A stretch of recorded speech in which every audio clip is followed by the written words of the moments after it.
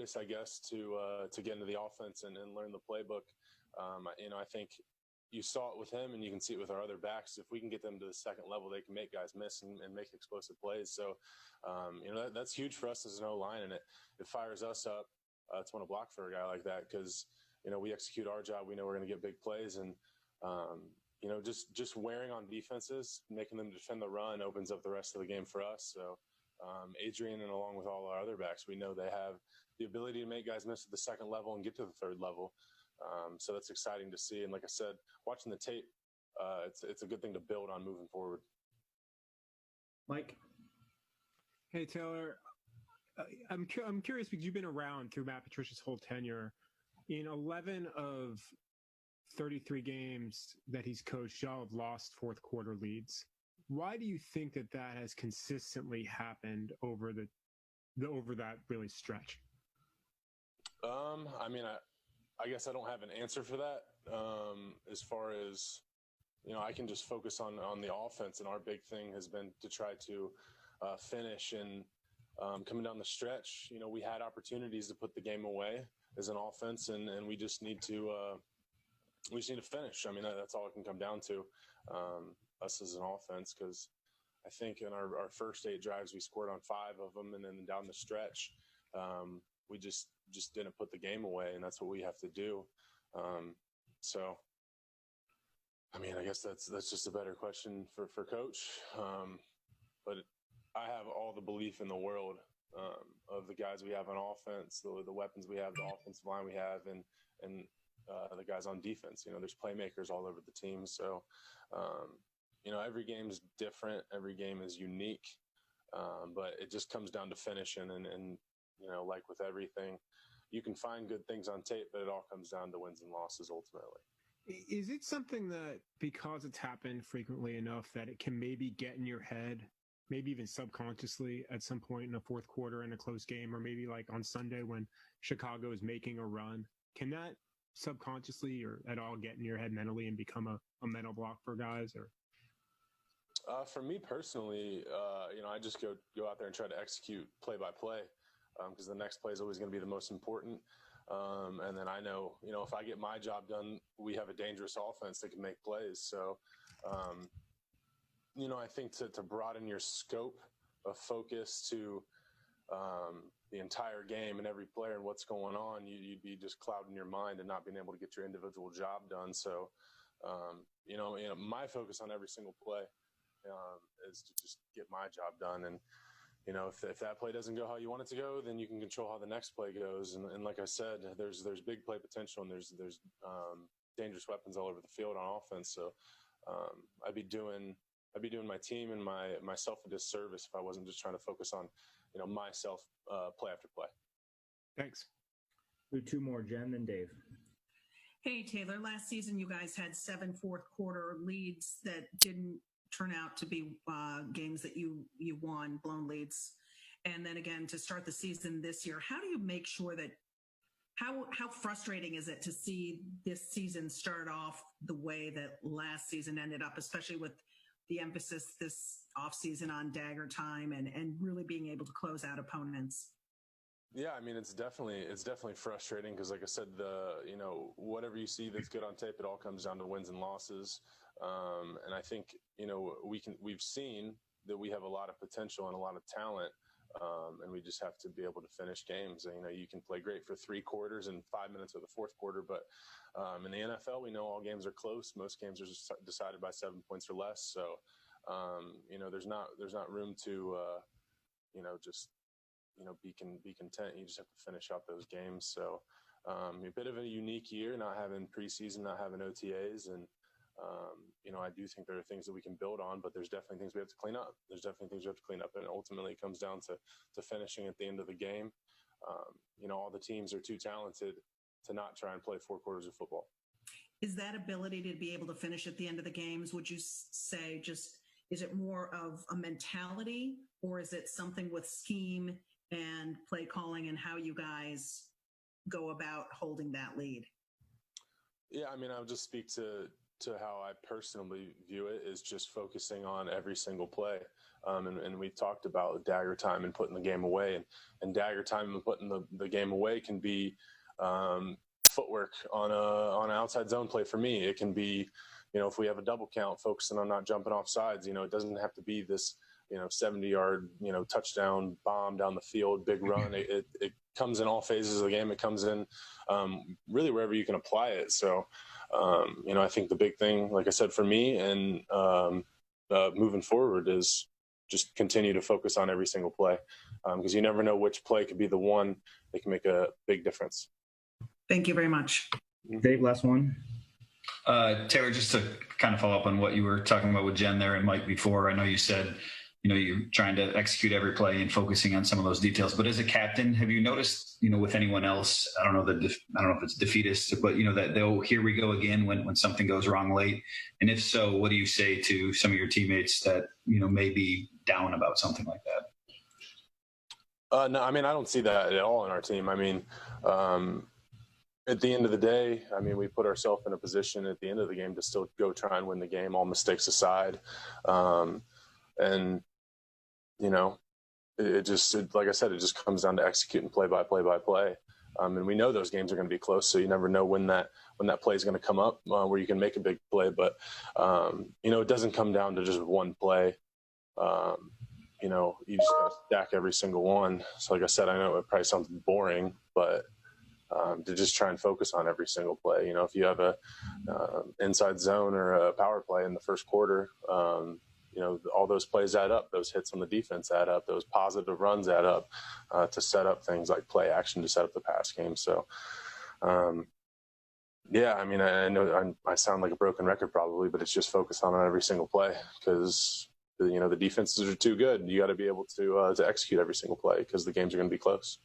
Fair enough. The other guy I wanted to ask you about, we're talking about the weapons in the backfield. Just DeAndre Swift, your first impressions of him. First game, obviously, but you've been with him for a month now. And the drop at the end of the game aside, what do you think, he can add to the offense and really do for you guys in the running game, the passing game, every aspect? Well, I think, first of all, he shouldn't put anything on himself. He's trying to make a play there at the end. And he's a guy that's going to, I've seen it in practice. I know with no preseason, not as many people have seen it, but this guy's going to make a lot of plays for us. Young guy's super talented. He's going to make a ton of plays for us, and we're all going to rally around him. I know he's probably a little in the dumps about that play, but we have all the confidence in the world in him because he's going to be a weapon for us. He's going to help us win games. So, like I said, you never know. Like I said, it's never going to come down to just one play.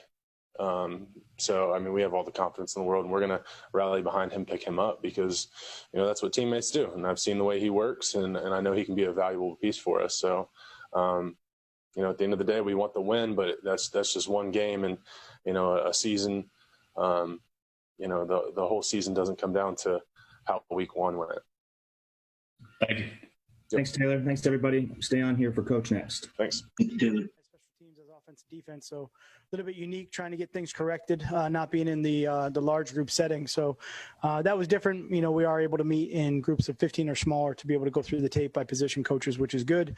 We got a lot of corrections to make from yesterday's game and a lot of things to go over, but certainly was different from that standpoint. I always like to get everybody in person on Monday as a big group and make sure we kind of reset as we go forward, especially coming off a tough day yesterday. So all part of the changes of what this year is right now and what, we're all adapting to, trying to, just trying to get going here as we get rolling through the season. So I'd say with that, I think the guys are, they understand we had obviously a great opportunity yesterday. But really, there's a lot of plays in the game early on in the first three quarters where we needed to do a better job. We did a great job, I thought, with the halftime swing. I think that's where really we kind of got a jump up there a little bit, but really didn't really settle the game and kind of get it under control and then obviously finish as we got towards the end. But it's really all three phases. There's plays in all three phases where I think that we obviously could have changed the outcome, and that's where we got to get better. I think a lot of the guys on the team, one of the things too is that some of the guys that were on that field yesterday have either never played for the Detroit Lions, were rookies, or haven't played football in a long time. Even the guys that were out there that were injured at the end of last year hadn't played in even longer. So I think from that standpoint, it was first game for everybody, trying to get things right. We obviously got to do a better job there. Certainly was different playing in our stadium with no fans. That was unique, I would say, from that aspect of it. So we definitely missed the fans there too. But, we got a lot of work to do. We got a long season, and, we got to get going to really Green Bay in front of us and another division game. So it's important that we learn from today. We get going and, flip the page and get ready here and have another good week of practice. So it's kind of where we're at right now. All right, Larry. Hi, Matt. When you did a self-scout after last season with, the blown leads, and then you do it yesterday as a team, what can you do as a coach to help this team finish better?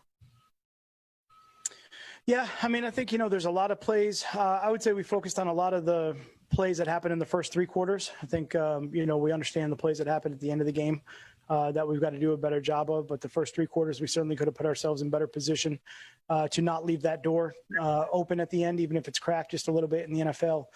We certainly understand the things that turn a game, especially late in the game. And statistically, all that stuff shows up again. So I think from yesterday, we know that, we got to make some plays. In one of the phases or all three phases, we've got to be able to execute and make sure that, we capitalize on the opportunities that we have to make those plays. So keep putting the guys in those situations, trying to get everybody on the same page as much as possible with the new pieces that we have in place and the new players that are out there on the field so that, we are all kind of moving as one. That's important for all of us. And certainly, we just got to keep fighting to get better. That's really it. And you don't want to be in those situations at the end of the game. You really want to make sure you try to do everything possible before that to handle that so that you're not in those situations. How do you have your players avoid, the here we go again mentality, the ones that were on the team last year?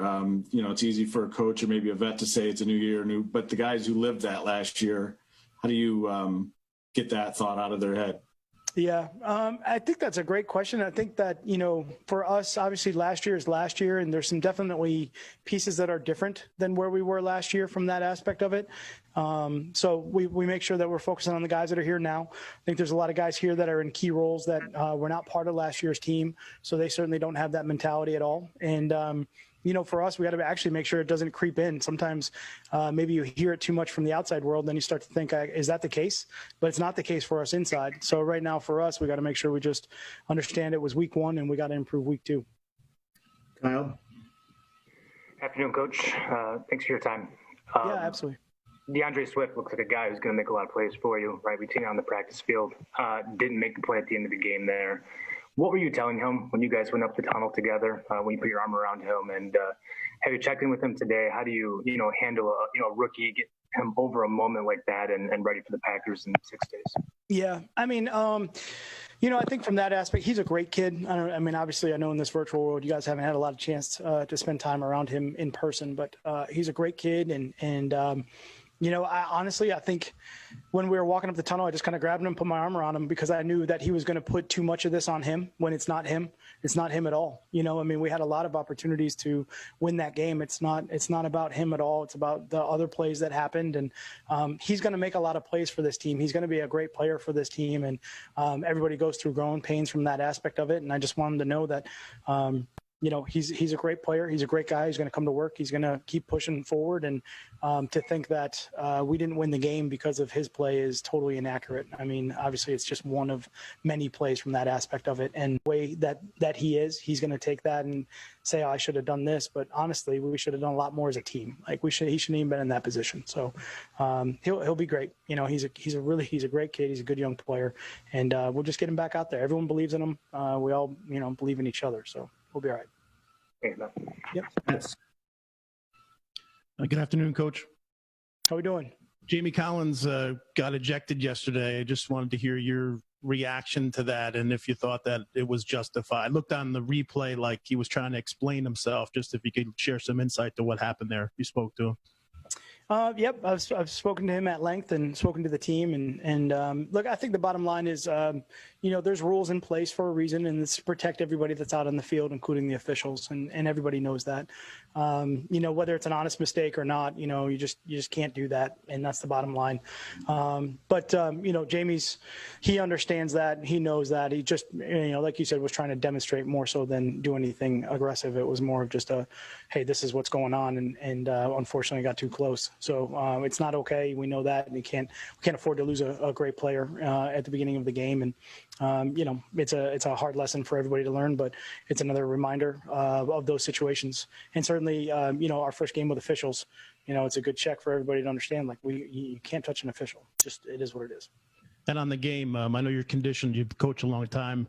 Just turn the page and move forward to week 2. But yesterday, the way you guys lost, was it maybe a little bit more difficult for a loss like that to turn the page for you and get over it and move on so fast? Yeah, I mean, I think we're still on Monday, so I'm still working through the game from that aspect of it. Certainly, by tonight, by tomorrow morning, we'll definitely flip the page. There's a lot of learning in this game. There's a lot of teaching. There's a lot of situations that we've got to make sure we get corrected. This isn't we don't have the luxury of the 4 preseason games to kind of teach some of this stuff right now. And you try to do the best you can within the, whatever it was, 14 padded days of practice that we had, but certainly live in-game action. We're coaching, we're teaching, and we're learning on the fly, and we got to do a better job so that we can turn those into W's and not L's, because they still count right now. So there was really a lot of teaching that had to go on today, and understanding that it is week 1, and there's going to be some bad football here through September. We know that, but the quicker we can improve and get better through the course of this month, and the better we'll be as we kind of hit those next stretches. So hopefully we can learn from today. I know the guys are, they did a great job with the meetings. They were, really on top of it. Most of them with today's technology, they've already probably self-corrected harder than we're going to by the time they come in here in the morning. So from that aspect of it, it was good just kind of to reemphasize those points of what we need to get better at. Thanks, Coach. Yep. Coach, to the injury situation, no excuses, but when you get injuries to one position group, like you had with the secondary, and if you include Akuda in there, how difficult is that? In the same vein, you look around the league, hamstring seems to be the injury du jour, soft tissue. How much of that is because of you guys had very little OTAs, et cetera? Yeah, I mean, it's a great question. It's no excuses, like you said. We don't use that as an excuse at all. I certainly do, though, know that within a game, and this is just game management sort of information that we look at, when you lose 2 guys in one position, we know how thin you are roster depth-wise, and we do understand that there's going to be a lot of adjusting and adapting and things that we're going to have to do. So, that was hard yesterday, but Tony McRae did a great job, I thought, of stepping in and competing. He gave us everything he had. He was making plays on special teams, and so everybody knows they got to be ready to go, whenever that happens. I think for us, we are taking a hard look at the hamstrings and the soft tissue injuries right now. Some of it for us, too, is maybe we mentioned last week, I'm trying to coordinate with, some of the strength training that we're doing along with practicing and kind of the muscle groups that we're using and based on what days, because I think you're right. I think throughout the entire league, everyone is looking at the same thing going, okay, we had a condensed preseason. We didn't have an off season. We're trying to get these guys on what we call max high efforts and what that looks like and when the injuries are occurring. And, can we do something to try to build them up and keep making sure that we're, building on top of that so that when we get to the game and those really open up, that we don't have these injuries in the game itself, So I think it's a league-wide thing that everyone's looking at. It's really groins and hamstrings. I would say those are the 2 areas. And then after that would be calves. Those are it's that posterior chain that goes down through the back of your leg that right now we're looking at from the stress on those. Brad?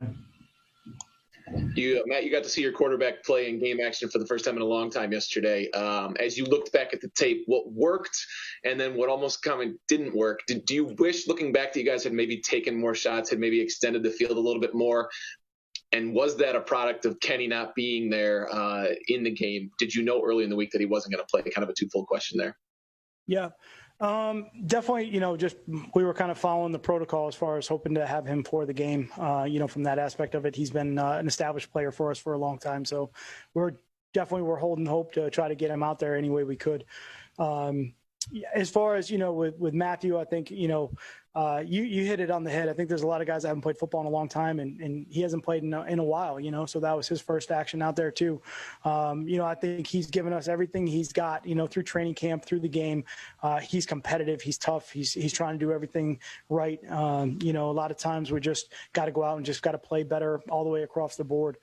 Certainly that's there's some guys over there on that Bears front that are pretty good, that can cause some problems. And certainly you're going to be making sure that you have certain things in place to take care of them. But sometimes that hinders maybe some of the deeper throws that we can get downfield, especially if we don't feel maybe necessarily we have all the guys in our arsenal that can go downfield in those situations.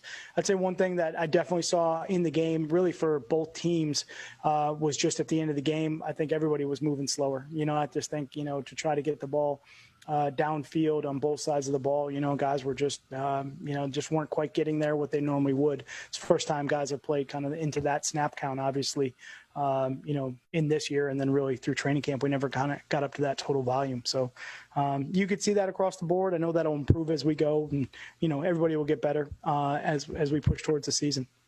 Justin? Man, every time you guys fall short, it's consistent. You point the finger to yourself immediately. If Sunday night and Monday are about teaching and learning, what is something maybe you learned about coaching after this game, about your style, anything from this game that was your big takeaway for you and your staff?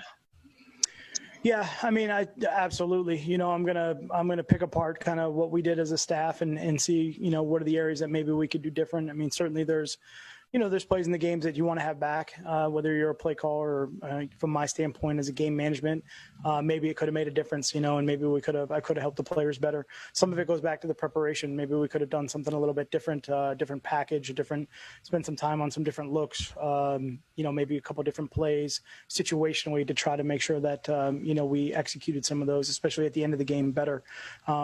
So that's where I start. I kind of go through my process there. And I would say from my end, there's a lot to learn from yesterday's game. I think that definitely in some situations we could have tried to help the players out a little bit more and maybe put them in some positions to make some plays. And then on the flip side of it, we got to make some of those plays. But, it's always, I got to start with me, whenever there's something wrong like that, and how can I improve? How can I get better? And we will this week. I told the team that this morning, said I'll coach better and we'll play better and we'll go out and practice hard and we'll make sure we're ready to go.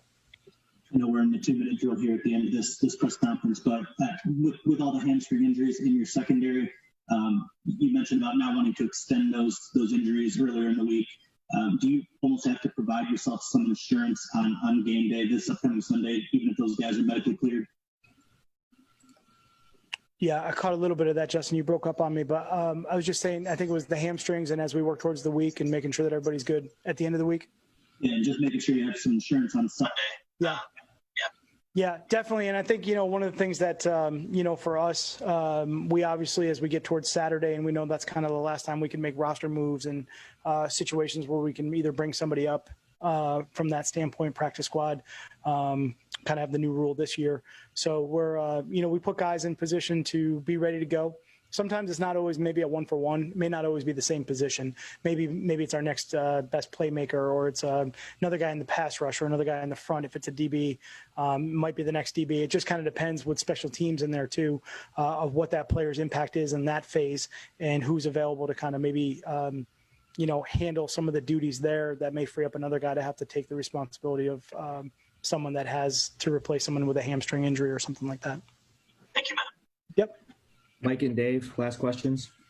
Yeah, Matt, I'm curious, what was it like for you yesterday not calling defensive plays? And at any point, maybe even in the fourth quarter, did you take over defensive play calling at all? Yeah. No, I mean, Corey was, he was on top of the defensive calls. He actually had a really good feel for it. And, we were trying to make adjustments and everything on the sideline.